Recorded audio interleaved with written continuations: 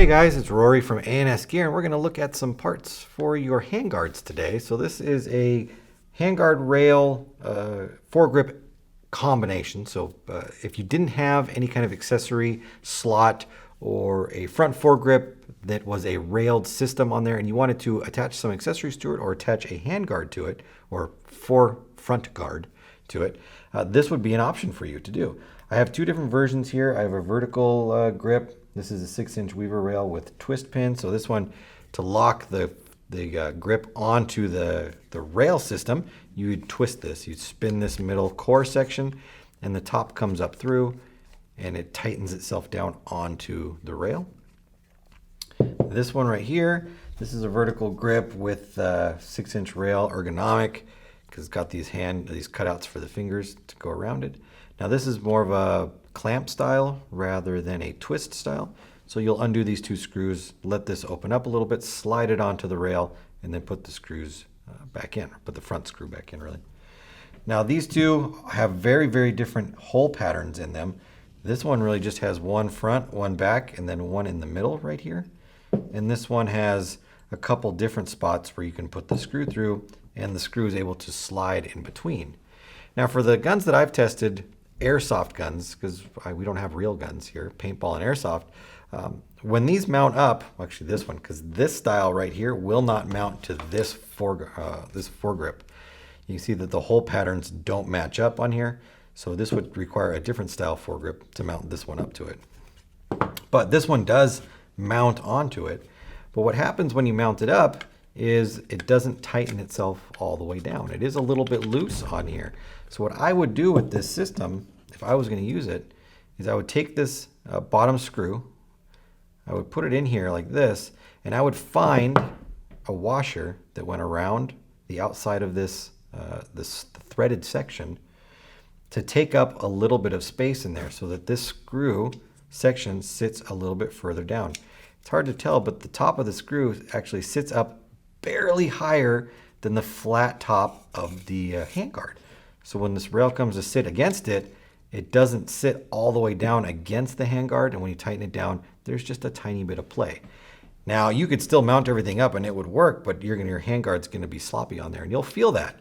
So you definitely want to shim this to fit this properly. So a little washer around this thing, and honestly it doesn't have to be just the size of this. It can be wider than this piece, it doesn't matter. As long as when you put this through, the washer can't slip through the large hole. If it takes up more space underneath, no problem, it doesn't matter. Nobody's gonna see it. It's gonna sit on here. It's gonna be hidden from view. Nobody's gonna know that you had to shim this. I mean, that's half of airsoft anyway, is accommodating parts to fit what you have, because they don't always work.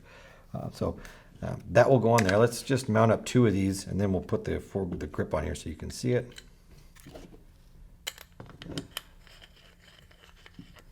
Oh, that hole is the wrong direction. It needs to actually go that way.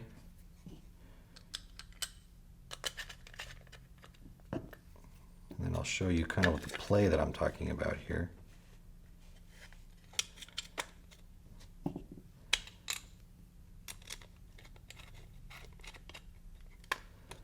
right, now these are tight. I'm not going to crank on them too hard because I can feel that they're bottomed out. They're not going anywhere, but still I have that much wiggle to it. Now it's not wiggling really up and down. It's not coming off, but it's just able to move side to side, front to back, but not away, really. So let's go ahead and throw this on there.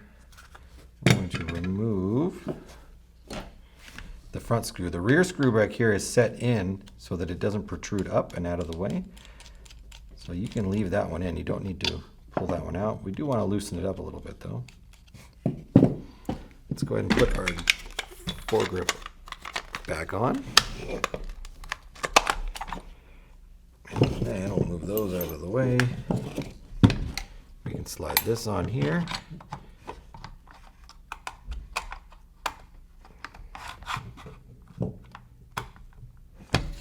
And then we want to make sure that the hole is going to line up through a slot in the rail so that it can't slide back and forth. And then we can tighten it down.